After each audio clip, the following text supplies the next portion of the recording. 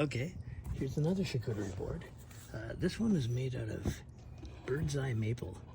Very nice. Look at the figure in that. Just amazing. And this is extremely hard wood. And it's just beautiful. Smooth as glass. And it has Wenge feet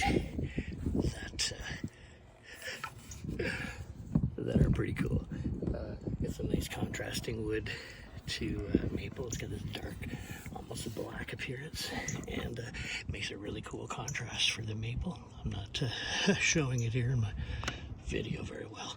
So yeah, so that's what we're talking about. We've got a charcuterie board, hard maple, and that is bird's eye maple. Sweetness, totally. Enjoy that too.